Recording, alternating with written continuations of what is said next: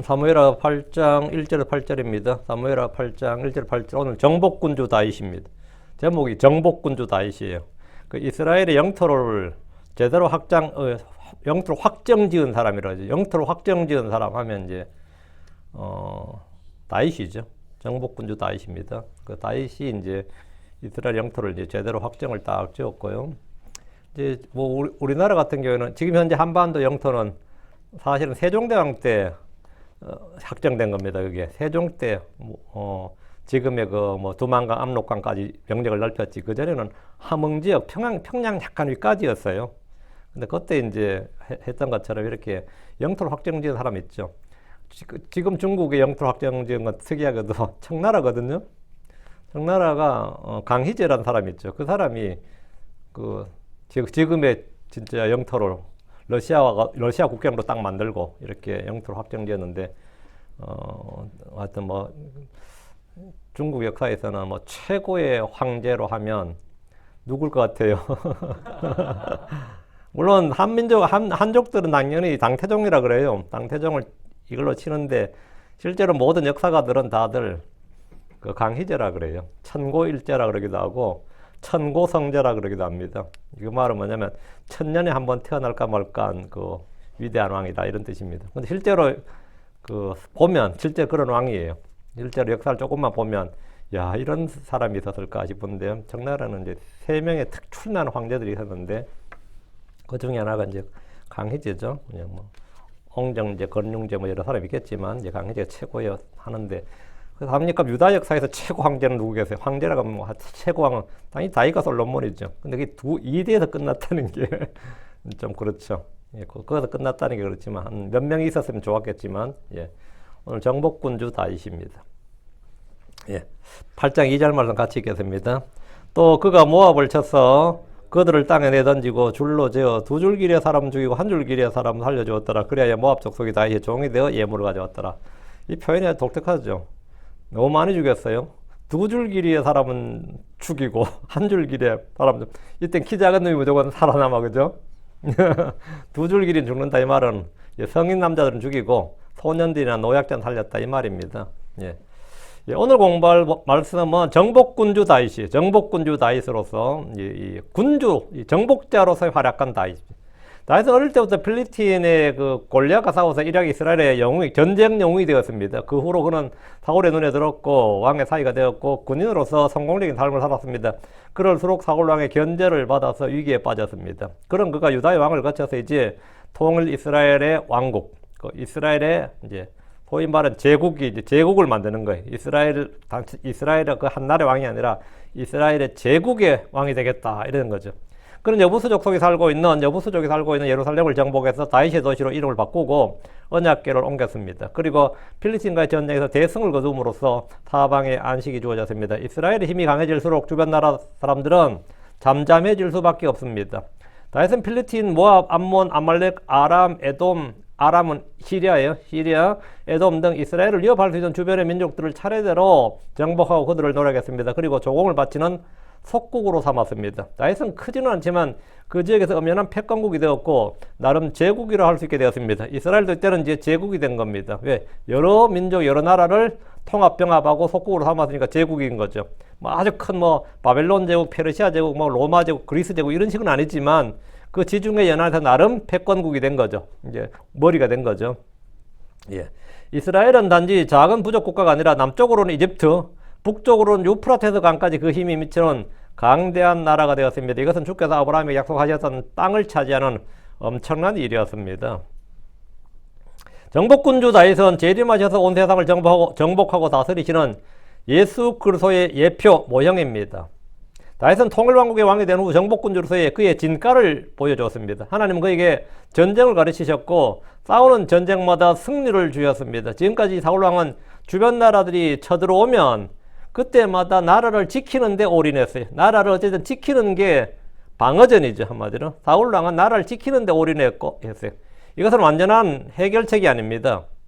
주변 나라들이 쳐들어올 때마다 그들을 막아내는 수비전, 방어전을 하다 보니까 이스라엘의 국방은 늘 불안했습니다. 누가 또 쳐들어올지 모르니까 늘 불안해요. 다윗은 이스라엘의 평화와 안정을 위해서 주변 나라들을 좀 정리해 둘 필요를 느낀 겁니다. 이렇게 해서는 안 된다. 주변 나라들을 좀 정리해 두자 이거예요. 그래서 정복전을 펼친 겁니다. 방어전이 아니라 수성이 아니라 공격을 하자는 거예요. 이거는 바람직한 정책이었죠. 무엇보다 오랫동안 이스라엘의 가장 큰 화근 덩어리가 어느 나라에? 필리스틴이야.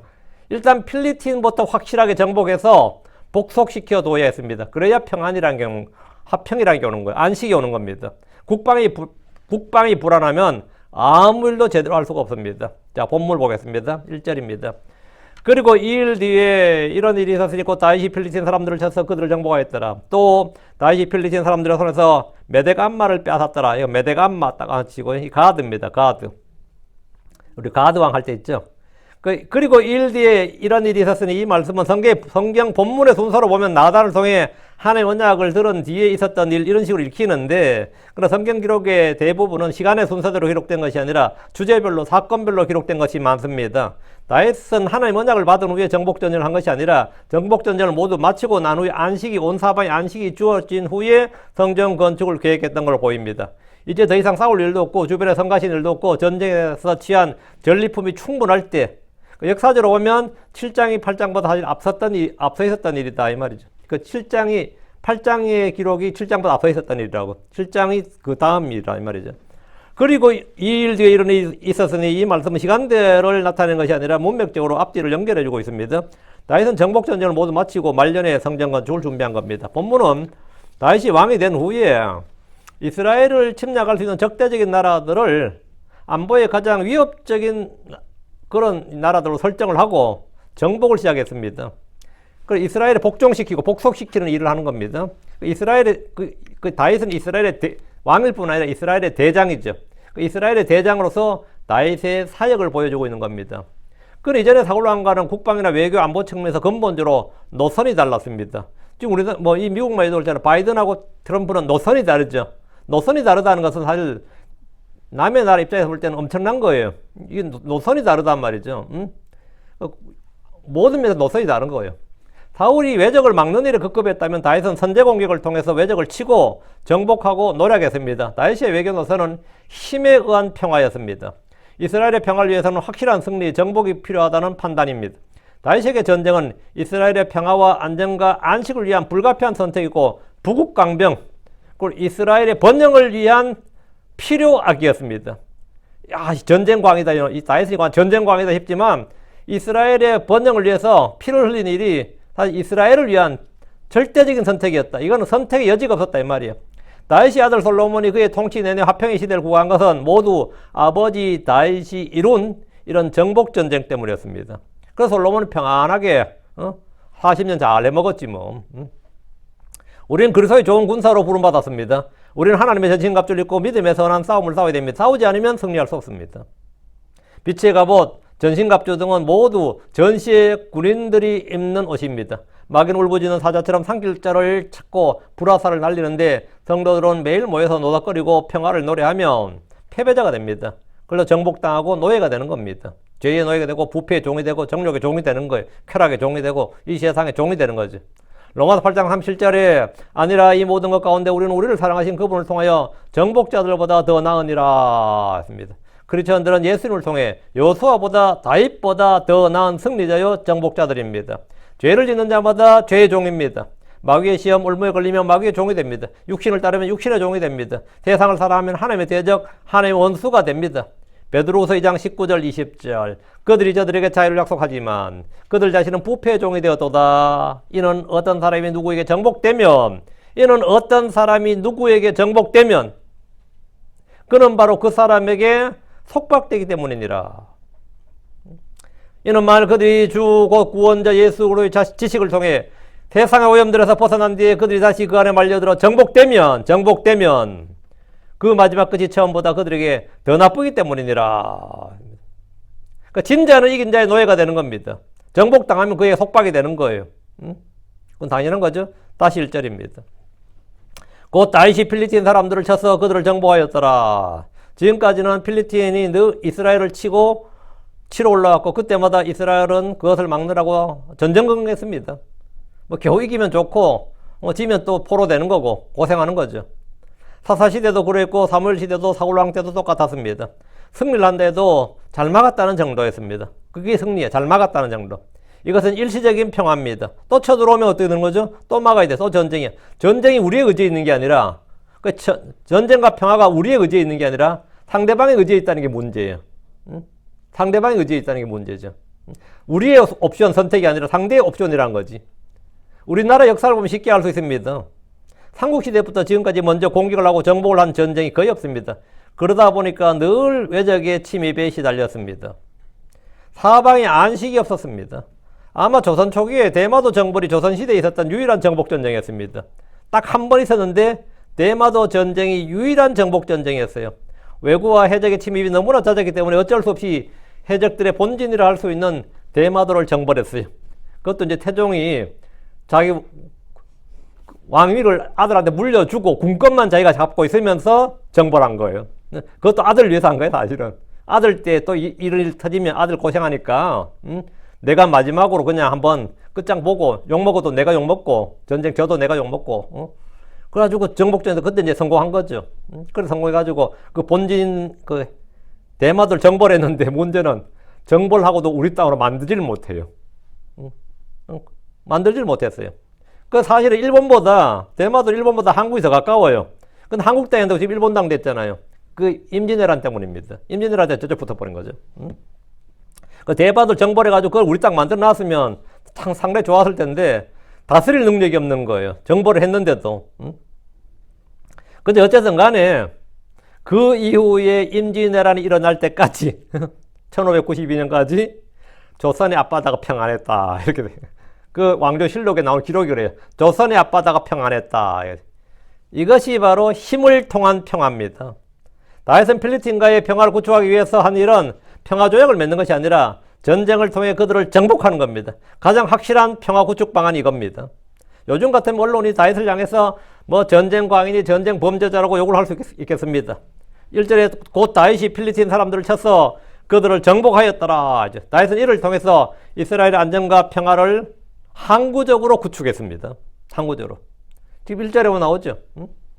곧 다윗이 필리핀 사람들을 쳐서 그들을 정복하였더라. 다윗의 이 공로로 말미암아 그 이후로부터 필리핀에게 시달리질 않는 거죠. 주께서 이 땅에 평화를 가져오는 방법도 이겁니다. 전능자의 큰 날에 완전한 정복과 승리를 통해서 천년 동안의 평화를 가져오는 겁니다. 다시 1절. 또 다시 필리핀 사람들의 손에서 메대감마를 빼앗았더라 했죠. 지금까지 늘 국경에서 싸워서 방어했다고 그랬잖아요. 그리고 그들이 우리 본질에 들어오면 우리 땅에서 싸웠어요. 제일 나쁜 싸움이 말이에요. 이기든 지든 우리 땅에서 싸우면 안 돼요. 남의 땅에서 싸워야지. 남의 땅에서 싸우면 뭐죠? 인명만 피해를 입잖아요. 우리 땅에서 싸우면 재산의 피해와 더불어 뭡니까? 민간인 피해가 너무 커요. 싸워도 남의 땅에서 싸워야 돼요. 싸워도. 그 지금 러시아 우크라이나 싸우면 러시아 땅에서 싸워요? 우크라이나 땅에서 싸워요?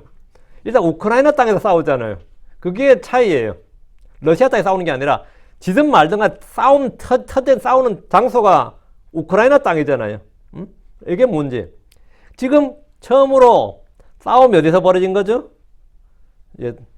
이스라엘 땅에서 싸우지 않고 필리핀 땅에서 싸웠다는 거죠. 성경에 나오는 필리핀은 다섯 왕이 부족 공동체였고 연맹국가로서 다섯 왕이 있었는데 잘 아는 가자, 아스돗, 아스글론, 가드, 에그론, 이게 그들의 다섯 도시인데 이제 우두머리도 그 다섯 중에서도 힘의 관계가 있는데 제일 우두머리가 가드예요. 다윗이 필리핀을 쳐서 메대감마를 빼앗았다는데 메대감마를 빼앗다. 암마 하면 어때요 뜻이? 우리나라 엄마 할 때 암마, 맘마, 암마, 어머니란 뜻입니다. 메덱 암마는 그 뜻이 어머니의 굴레란 뜻으로 보통 이런 도시를 이제 어머니라 불렀다. 이거. 그 가장 우두머리 도시다 이 말입니다.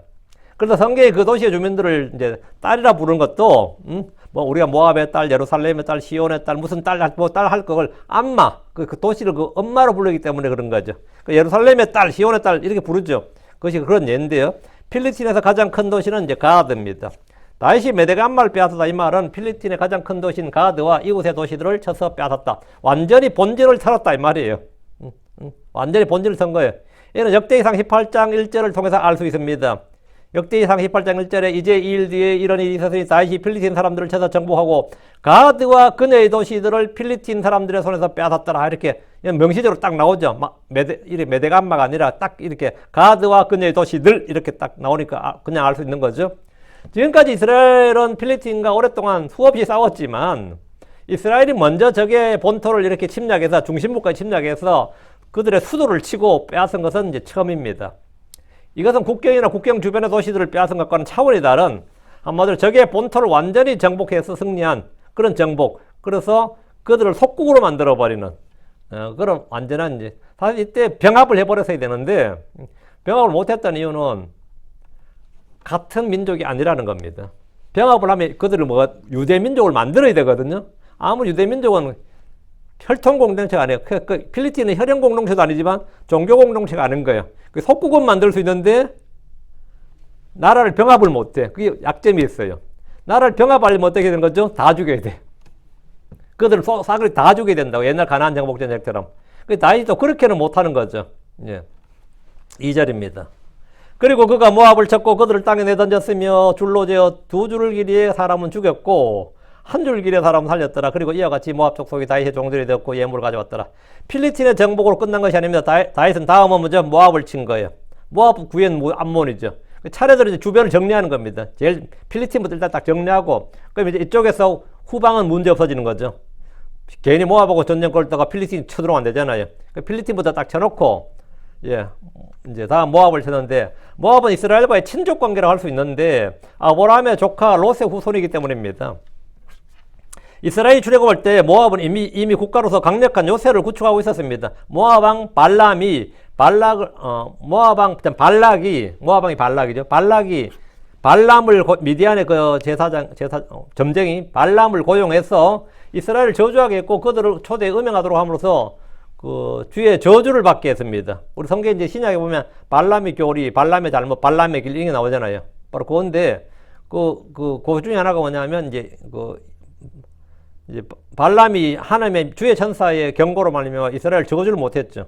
주님께서 말씀해 주는 거 보여주는 것만 말하도록 하니까 꼼짝을 못 해가지고 이제 발락에게 가르쳐 준 건데 그게 뭐냐면 이제 신전으로 초대해서 우상에 바쳐진 제물을 먹게 하고 그 신전 창녀들하고 음행을 저지르게 한 거죠. 그래서 주님의 저주를 받게 하는 거. 민수기 25장에 나옵니다. 그럼에도 이 다윗과는 좀 인연이 깊은 민족입니다. 다윗의 모계로 룻이 나오죠. 룻이 모압 여인이었고 사울을 피해 도망다닐 때도 다윗이 그의 부모와 가족을 모압 왕에게 맡겼습니다. 그 사무엘상 22장에 나오잖아요.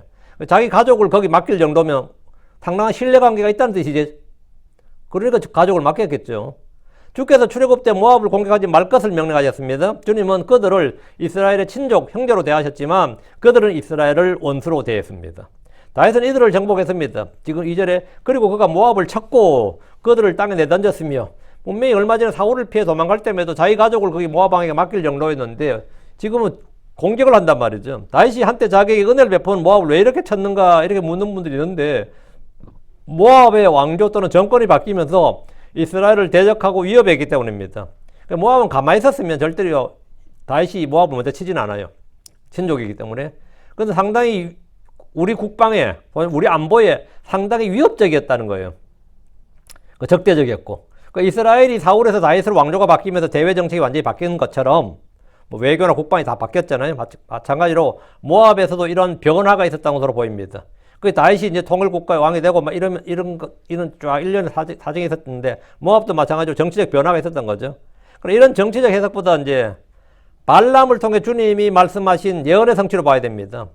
민수기 24장 19절에 통치권을 가질 자가 야곱에서 나와 그 도시에 남아있는 자를 멸하리로다 이 말씀이 있는데 이 통치권을 가질 자가 야곱에서 나와 그 도시에 남아있는 자를 멸하리로다 바로 이 말씀이 이제 역사적으로 다윗에게 이루어진 거죠. 다윗 때에. 모압이 이제 모압을 친 거고 다윗은 모압을 정복한 후에 그들을 이제 부드럽게 그래도 한때 친족이고 어쨌든 간에 이들은 부드럽게 문화 통치를 한 게 아니고 죽일 사람과 살릴 사람을 딱 정했어요. 정복자들이 정복지에서 살생부를 만들면 죽일 사람, 포로로 삼을 사람들을 딱 정하죠. 그래서 친이스라엘 사람들을 살려두고 반이스라엘 사람들, 반이스라엘 정책을 펴는 사람, 그 편에 선 사람들을 죽이거나 포로로 잡아갑니다. 그게 일반적이에요. 그런데 다윗은 줄로 재어서 2줄 길의 사람 죽였고 1줄 길의 사람 2줄 길의 사람 죽였고 한 줄기의 사람은 살렸다 이렇게 되어 있습니다. 두 줄기의 사람은 장년을 말하고 한 줄기의 사람은 소년이나 노약자 같은 작은 사람들입니다. 전쟁에 나갈 수 있는 청년들, 장년들을 모두 죽였다 이 말입니다. 이렇게 되면 모압은 이후로 최소 수십 년에서 수백 년 동안 이스라엘을 대적하여 전쟁을 일으키지 못합니다. 20세 이상의 군대에 동원될 수 있는 사람을 모두 죽였다면 모압의 인구의 3분의 2 정도가 죽었다 이 말입니다. 이것은 너무나 심한 살상이고 그 인종 청소에 해당하는 정도의 일이라 오늘날 신학자들이 이 본문을 읽을 때 어떻게 해석해야 될지 다윗이 이렇게 사람 많이 죽였느냐, 다윗이 무슨 살인자냐, 살인에 미친놈이냐, 이게 이 성경 읽으면서 당황스러운 장면이 여기입니다. 당황스러워해요. 이것은 유대교 신학자들도 다윗 행위를 정당화하는데 상당히 어려움을 겪습니다. 다윗을 변호하려니까 이거 참 난감하단 말이에요. 다 이유가 있었겠지 싶긴 한데, 그래도 다윗이 모압을 잔인하게 대한 근거를 대는데, 그 근거가 유대인들의 해석에 따르면 그래요. 성경은 없어요. 전에 다윗이 자기 부모와 형제를 모압에게 맡겼죠. 사무엘상 22장에서. 맡겼는데, 모압 왕이 그들을 살해해버렸다는 거예요. 그래서 다윗이 자기 아버지와 형제들 죽이는 이 보복을 했다는 거야. 그게 이제 유대교에서 유대인들이 이 다윗을 옹호할 때 쓰는 그 해석이에요. 이것은 유대 전승에 따른 것인데, 이 구소련의 스탈린이 폴란드를 침공했을 때요. 군 장교와 엘리트들, 그 폴란드에서 최고 엘리트들을 뽑아가지고 22,000명을 죽여버렸습니다. 어느 숲에서. 그걸 카틴 숲 사건이라 그래요.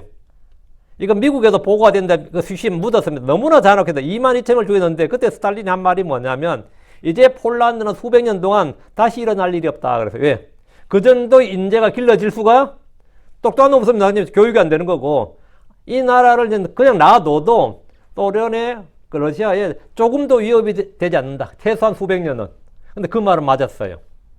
그때 폴란드 약해진 이후로 다시 일어나는데 너무나 오랜 시간이 걸리는 거죠.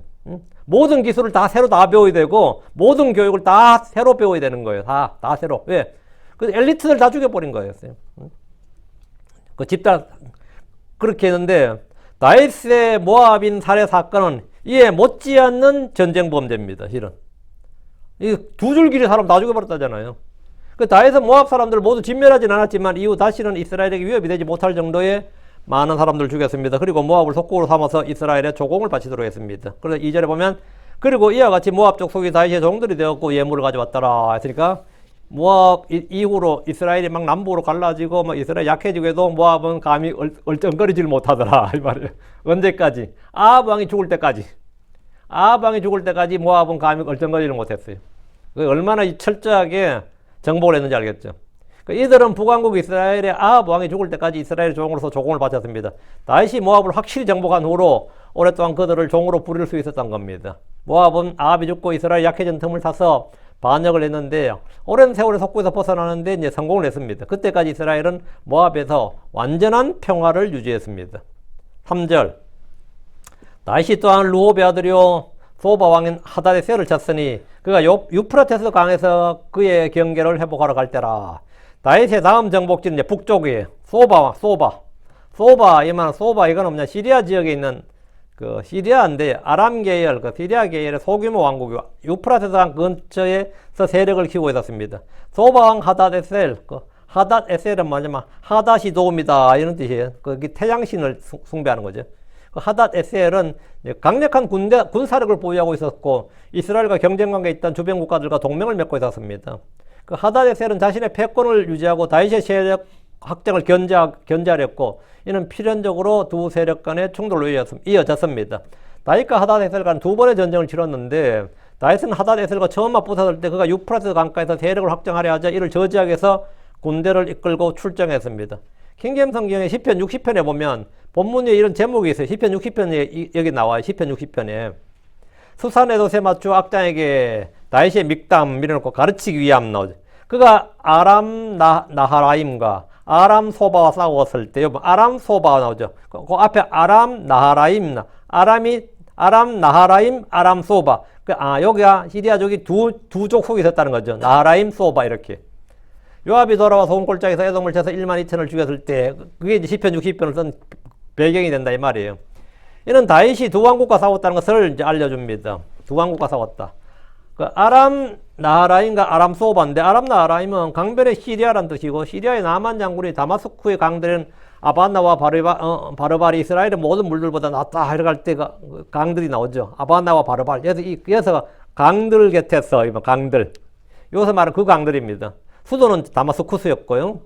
다른 하나가 아람 소바인데, 다윗은 소바의 하다데셀부터 쳤습니다. 그가 유프라테스 강에서 그의 경계를 회복하려 했는데, 이곳까지가 주님이 아브라함과 그의 씨에게 주시겠다고 약속하셨던 땅입니다.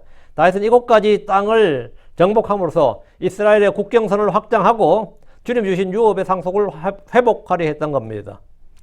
43절. 그가 유프라테스 강에서 그의 경계를 회복하려 갈 때라 했는데, 역대기상 18장 3절에 보면 병행구절이 있어요.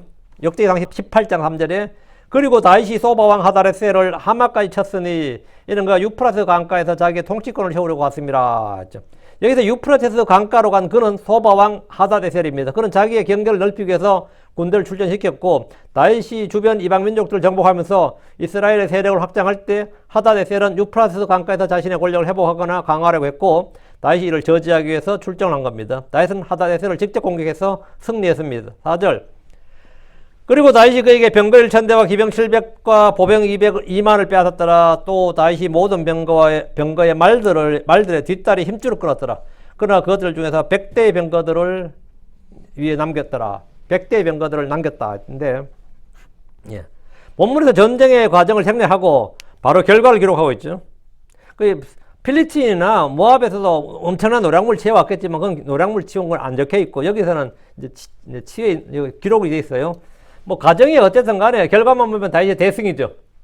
다윗이 하던 노량물 보면 병거 1,000, 기병 700, 기병 700 그리고 보병 2만 이렇게 되는데, 전쟁에서의 승리는 경제적으로 가장 큰 이득이고 부를 창출합니다.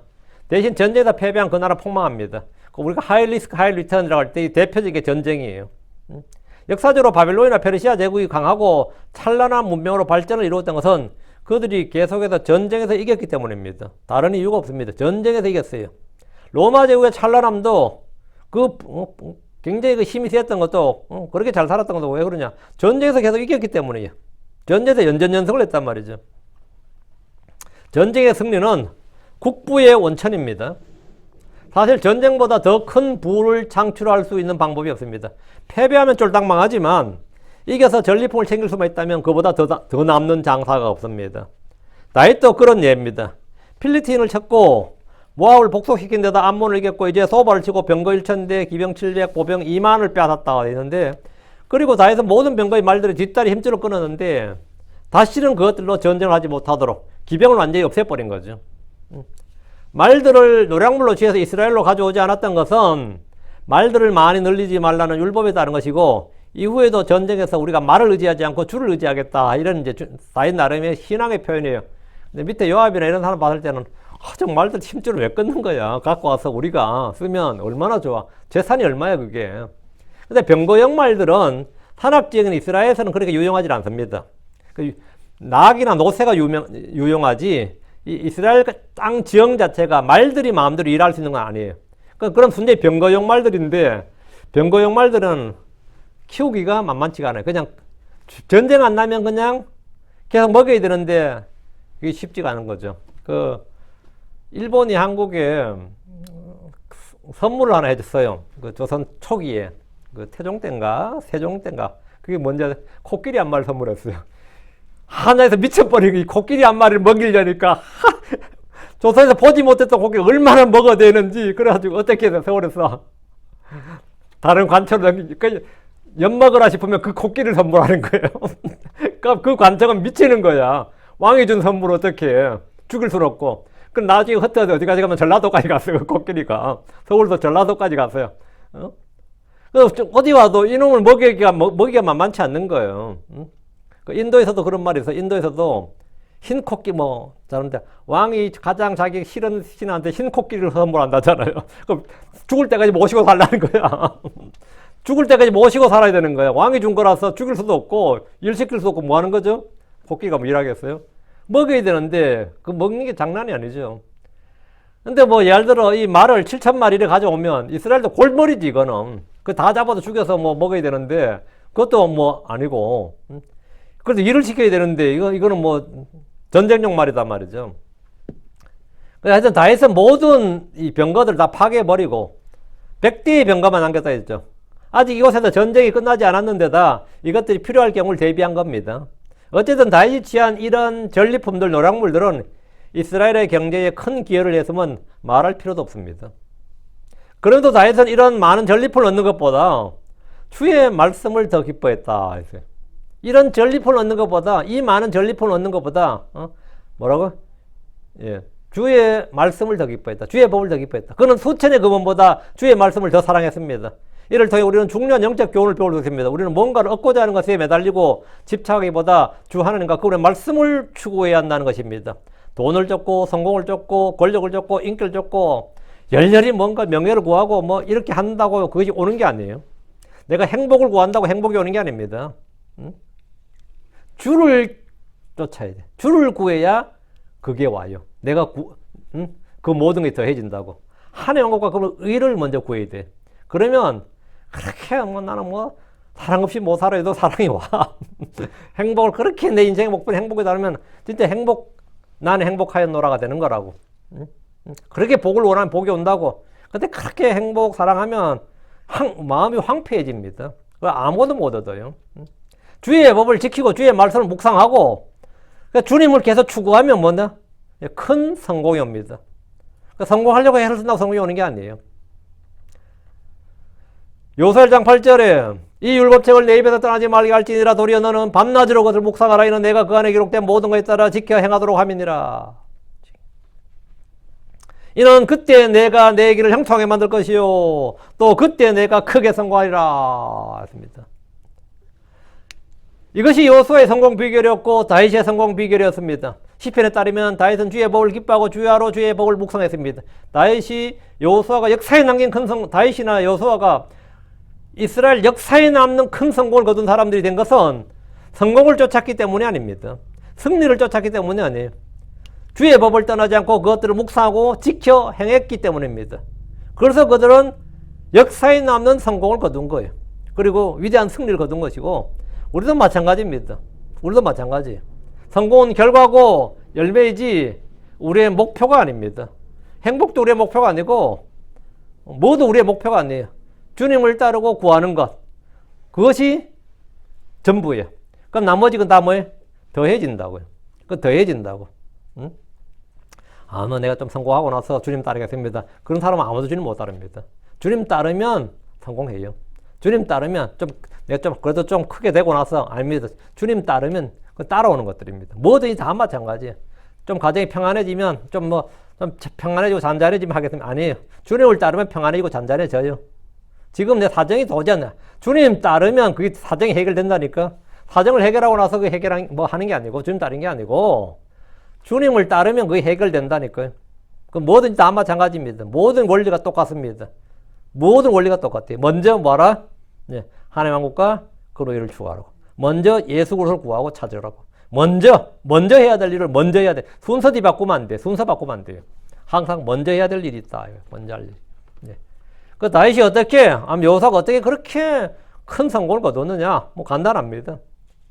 주야로 주의 말씀을 입에서 나지 않게 하고 그것을 마음에 묵상하고 그것을 지켜 행하고 그 주님께 밀착을 했기 때문에 주님께 굳게 달라붙었기 때문에 가능했다요. 5절입니다. 그리고 다마스쿠스의 시리아 사람들이 소바왕 하다레셀을 구조하러 왔을 때 다윗이 시리아 사람들을 위해서 22,000명을 죽였더라. 엄청난 승리죠. 다마스쿠스는 소바의 바로 아래에 있던 도시로 시리아의 수도입니다. 이들은 소바왕 하다레셀을 구조하러 왔습니다. 아까 10편 60편 할 때 이게 나왔죠. 처음부터 함께 출전한 것이 아니라 그들이 패배하게 되고 다윗의 군대가 그들까지 위협하게 되자 소바왕을 이제 지원하러 왔던 거죠. 소바왕을 지원했는데 이 몸이 없으면 이가 시리다는 표현대로 여기가 망하면 우리가 안 되는데 이런 거죠. 6.25 남북전쟁 때 중국이 왜 북한을 지원해? 왜 참전했겠어요? 북한 망하면 안 되는데 그 국경을 맞대게 되는데 이래 된 거죠. 그러니까 지원한 거죠.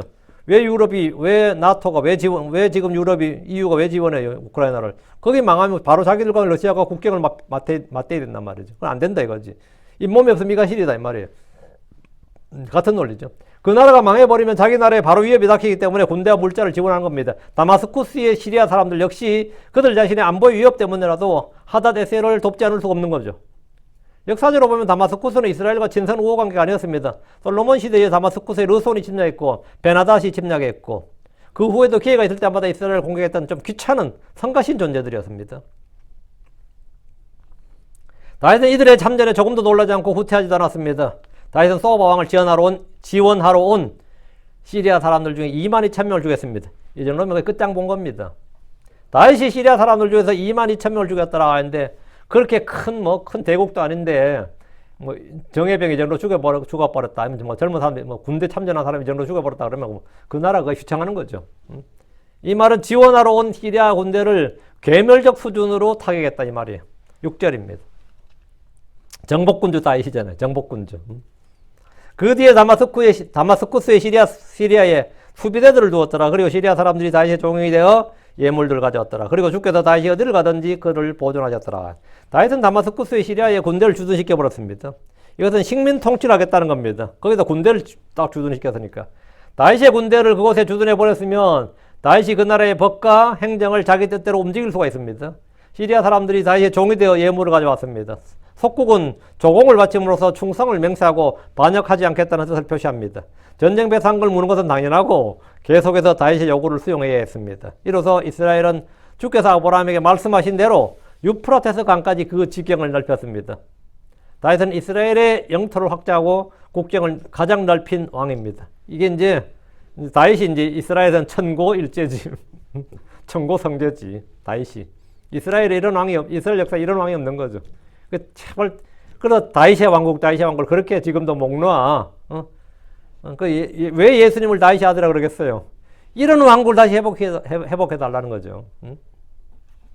그리고 주께서 다윗이 어디를 가든지 그를 보존하셨더라. 여기. 그리고 주께서 다윗이 어디를 가든지 그를 보존하셨더라. 이 말은 다윗이 부상을 당하나 죽지 않았다.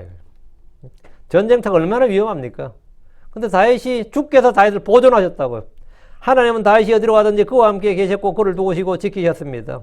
다윗은 어릴 때 목동 시절부터 주님이 함께 계신 것을 체험했고 이것은 죽을 때까지 지속되었습니다. 보존하셨다는 것은 그의 생명을 안전하게 지켜주셨다. 살려주셨다는 말입니다. 주께서는 생명의 창조자시며 또한 보존하시는 분입니다. 보존하시는 분. 이 시간 본문에 잠깐 멈추고 보존에 대해 관한 말씀을 좀 살펴보겠습니다. 보존에 관한 말씀. 하나님 요셉을 통해 이스라엘을 기근에서 보존해 주셨습니다. 요셉은 자기가 형제들의 손에 이집트로 팔려온 것을 주께서 이스라엘의 생명을 구원하시고 보존해 주신 뜻이었다 이렇게 했습니다. 주께서 이스라엘에게 법을 주신 것도 그들을 보존하려 하심입니다. 법을 주시지 않으면 그들은 모든 민족들 섞여서 흩어져 없어져 버립니다. 법이 있어야지 뭡니까? 그들이 이스라엘로 민족적 정체성을 가지고 보존이 되는 거예요. 민족이 보존이 되는 거죠. 네. 신명기 6장 24절에 또 주께서 우리에게 이 모든 법규를 행하도록 명령하셔서 이는 우리가 항상 주 우리 하나님을 두려워하여 우리에게 선이 되게 하시고 또 그분께서 이날같이 우리를 살아있게 보존하려 하심이라. 보존하려 하심이니라. 주의 법규를 왜 행하도록 하셨느냐? 우리를 보존하려 하십니다. 요소는 정복전쟁을 마친 후에 하나님께서 우리를 구출하신 분이고 보존하신 분이라고 했습니다. 요소 24장 17절에 이는 주 우리 하나님께서 곧 그분께서 우리와 우리 조상들을 속박의 집 이집트 땅에서 데리고 올라오셨으며 우리 눈앞에서 그 크신 표적들을 행하셨고 우리가 지나온 모든 길에서 그리고 우리가 통과한 모든 민족들 가운데서 우리를 보존하셨습니다. 하나님 이스라엘이 멸족의 위기를 당할 때마다 그들을 구출하시고 그들을 보존하셨습니다. 수천 년 동안 이스라엘은 멸망당할 뻔했던 위기가 여러 번 있었지만 지금도 생존하고 있습니다. 보존됐단 말이죠. 사무엘상 30장 23절 그때 다윗이 말하였더라 너희가 그렇게 해서는 안 되느니라 내 형제들아 주께서 우리를 보존하시고 우리를 대적하시는 그 무리를 우리 손에 넘겨주셨느니라. 하나님께서 적들 원수들에게 승리를 주신 것은 우리를 보존하시기 위함이었다는 겁니다. 하나님은 다윗이 어디를 가든지 그를 보존하셨습니다. 다윗은 그래서 맹수들과 싸울 때나 필리스틴의 챔피언 골리앗과 싸울 때나 사울이 두 번이나 그의 바로 근접거리잖아요. 바로 앞에서 창을 던졌을 때 그리고 이리저리 피해 다닐 때 이방 땅으로 도망했을 때 그리고 수많은 전쟁터를 누빌 때 주님은 그를 보존해 주셨습니다. 다윗이 죽지 않았던 것은 엄청난 운이 따랐던 거 아닙니다. 엄청난 능력이 있어서 아니고 주님이 그를 어디서든지 지켜주셨기 때문입니다. 주께서 그를 보존해 주시니라. 주께서 그를 보존하시니라. 이거 진짜 멋있는 말이죠. 주께서 그를 보존하시니라. 보존하셨더라. 네. 이 말씀은 다윗의 육신의 생명과 안전에 관한 말씀이지만 우리는 이것을 우리의 구원의 보증에 적용할 수 있습니다. 성도들의 영과 혼은 그리스도 안에서 영원히 안전하며 보존됩니다. 하나님은 주께서 지으신 모든 창조물들을 보존하십니다. 주님은 사람들을 보존하십니다. 욥기 7장 20절에 오 사람들을 보존하시는 주여. 시편 36편 6절에도 오 주여 주께서는 사람과 짐승을 보존하시나이다. 주께서는 내 영을 보존하십니다. 주께서는 주의 말씀들을 보존하십니다. 주께서는 신실한 자들을 보존하십니다. 주께서는 내 혼을 보존하십니다. 주께서는 자신을 사랑하는 모든 자들을 보존하십니다. 시편 145편 20절에 주께서 그분을 사랑하는 모든 자들을 보존하시나이다. 그러나 모든 사악한 자들을 그분이 멸하시리라. 주께서는 자신의 성도들의 길을 보존하십니다. 성도들의 혼의 보존에 대해서는 데살로전서 5장 3절, 디모데후서 4장 18절에 잘 나옵니다. 데살로니가 전서 5장 3절 그리고 화평의 하나님 바로 그분께서 너희를 온전히 거룩하게 하시느니라. 이에 내가 하나님께 기도하노니 곧 너희의 온 영과 혼과 몸이 우리 주 예수 그리스도께서 오실까지 책망할 것이 없게 보존해 주시라는 것이니라. 언제까지? 보존해 주신다고. 우리 주님께서 오실 때까지. 이것이 성도들의 구원의 보존이고 영원한 안전입니다. 디모데후서 4장 18절 그리고 주께서 나를 모든 악한 일에서 구출하시며 또 그분의 하늘의 왕국에 이르기까지 보존하실 것이요. 그 하늘 왕국에 이를 때까지 보존하신다. 그분께 영광이 영원 뭉토록 있을지어다. 아멘. 주님께서 우리를 보존하신다. 이게 주님의 약속입니다. 주님께서 이거는 깨어질 수 없고 없어질 수 없고 취소될 수 없는 무효가 되지 않는 불변의 약속, 맹세의 말씀이. 7절 그리고 다윗이 하다데셀의 종들에게 있던 금방패들을 빼앗아 그것들을 예루살렘으로 가져왔더라. 금방패 하나의 돈이 얼마예요, 그죠? 금방패 이런 거는요, 자기들의 부를 과시하는 거죠. 우리나라도 한때 제일 금이 많이 잘 날 때 신라가 보면 황금의 제국이라 그러거든요. 신라 금관이 달리 신라 금관이 아니에요. 근데 역사를 자세히 이제 고고학자들이 쭉 보면 대가 지나갈수록 금관의 순도가 떨어진다 그래요. 금이 그만큼 적어지는 거예요. 잘 살 때하고 못 살 때 차이 있죠. 근데 이 하다데셀이 금방패가 있었다 이 말은 뭐죠? 그 나라가 그렇게 안 크더라도 얼마나 부유했는 걸 보여준 거예요. 이스라엘 때 다윗도 금방패는 없었어요. 언제 금방패가 나옵니까? 솔로몬 때죠. 금방패를 왜 만들어요? 자랑하려고 만드는 거지. 이게 다윗이 어른 노량물인데 그 중에 하나가 금방패예요. 왕의 경호원들에도 방패를 금으로 만들었다는 것은 엄청난 부와 권위를 과시하는 겁니다. 다윗은 그것들을 예루살렘으로 가져왔어요. 이게 뭐 전쟁에서 금이 쇠보다 튼튼한 게 아니거든요. 놋보다 튼튼한 것도 아니고 좀 가볍긴 하지만 그냥 과시용이죠. 다윗은 그것들을 예루살렘으로 가져와서 훗날 다윗의 아들 솔로몬도 금방패를 많이 만들었는데 금은 방패의 재료로 적합한 재질은 아닙니다. 그냥 그것은 왕의 권위와 위험을 위한 거죠. 영광을 위한 것이지. 얼마나 부자였는가는 이제 이것만 봐도 알 수 있는데 이걸 몇 개 빼앗았는지 모르겠지만 하여튼 가져왔다잖아요. 금방패들을 빼앗았다 했는데 하여튼 이 전쟁을 하면 얻는 이겼을 때 승리자들이 얻는 노량물이죠. 8절 또 하닷에셀의 도시들인 베다에서 또 베로데에서 다윗 왕이 힘이 많은 놋을 빼앗았더라. 힘이 많은 놋을 빼앗았다. 금 빼앗고 놋 빼앗고 이게 자원을 그냥 약탈하는 거 아니에요. 다윗은 하다데셀의 도시들에서 힘이 많은 놋을 빼앗았다 했는데 이런 것들은 훗날 성전 건축에 매우 중요한 건축 자재들로 사용됩니다. 이 놋으로 놋그릇 만들고 놋대야 만들고 제단도 놋제단, 놋이 성전에 유난히 많이 사용돼요. 이 놋이 어디서 나오는 거예요? 여기서 다윗이 다 취한 것들입니다. 다윗의 정복 전쟁은 이스라엘의 국방과 안보적 측면뿐만 아니라 오랫동안 그 경제적 부흥의 기초를 이루었습니다. 얼마나 많이 이제 전쟁 때마다 많이 이제 가져왔는지는 뭐 우리가 쉽게 알 수 있는 장면이죠. 이것만 봐도. 오늘 여기까지 하고 정복군주 다윗의 모습인데, 정복군주 다윗의 모습인데, 또 이런 사람이 하나 있어야지 그 뒤후에 후대가 덕을 보죠. 덕을 보죠. 후대가 덕을 보죠. 그래서 이렇게 해서 이제 진정한 평화의 틀을 구축한다는 겁니다. 평화의 틀이라는 것은 이렇게 구축되는 겁니다. 평화의 틀이라는 것이 외교를 잘해서 구축되는 거 아니에요. 이렇게 힘을 통해서 평화가 또 안식이 주어지는 겁니다. 우리 주님께서 마찬가지로 이렇게 이제 하시는 거죠. 기도합시다. 우리도 이제 여러분이 영적으로 마음의 평안과 참 자유와 안식을 얻고 싶으면 예수로의 능력, 성령의 권능, 이 말씀의 권능을 힘입어가지고 압도적인 승리를 거둬야 돼요. 육신에 대해서, 죄에 대해서. 그렇지 않으면 늘 다투어가 이겼다 졌다고 뭐 진 때가 더 많고 뭐 이래버리면 괴롭지, 삶이. 삶이 괴롭죠. 마음도 괴롭고 생각도 괴롭고 다 괴로워요. 예수 믿는데 왜 이렇게 괴롭냐 그런 거거든요. 못 이겨서 괴롭습니다. 완전히 정복해버려야 됩니다. 기도합시다. 위대하고 거룩한 주 하나님 감사합니다. 하나님께 은혜 주셔서 우리 주의 말씀을 선포해야 됩니다. 선포된 모든 말씀들이 성도들이 잘 전달되게 해주시고 주님께서 저희를 그리스도 예수의 좋은 군사로 삼으셨고 주님께서 또 말씀하시기를 선으로 악을 이기라 하셨고 마귀를 대적하라고 말씀하셨습니다. 아버지 저희가 죄들과 싸우되 편리까지 너희가 대항하지 아니하였느니라 했는데 저희가 죄들을 이기고 세상을 이기고 마귀를 이기고 아버지 또 육체의 정과 욕심을 쳐서 복종시키고 몸의 지체들을 모두 죽일 수 있는 그런 성도를 되도록 도우시고 아버지는 완전한 승리자들로서 또 정복자들보다 더 나은 자들로서 저희가 그런 이 날마다 그런 지위를 저희가 스스로 확인하고 또 완전한 평화와 안식과 참된 자유를 저희가 누릴 수 있도록 해주시옵소서. 예수님께서 저희 구원의 대장으로서 또 주님께서 승리자로서 저희에게 승리를 주셔서니 내가 세상을 이겼노라 말씀하신 주님께서 또 저희에게도 또 승리를 그래서 예수를 통해서 예수님 안에서 승리를 약속하였고 또 이기게 하셨사오니 저희가 아버지는 패배자로서 진전 이긴 자에 속박된다고 했는데 그래 노예가 되지 않고 아버지 우리 다 수진자가 되도록 통치자가 되도록 해주시길 간구합니다. 특별히 하나님 왕국에서 의와 화평을 구하고 저희가 먼저 구해야 될 것들 먼저 추구할 것들을 아버지 더 열심히 추구하고 또 주님을 따름으로써 아버지 하나님 또 다윗같이 또 여호수아처럼 그렇게 역사에 빛나는 그런 위대한 그 정복자들 승리자들처럼 저희도 이 땅에서 이 세상에 살고 있는 동안 그런 참 빛나는 그 승리자의 정복자의 그런 삶을 살도록 도와주시길 간구합니다. 도와주십시오. 감사드립니다. 죄송기도합니다. 아멘. 아멘.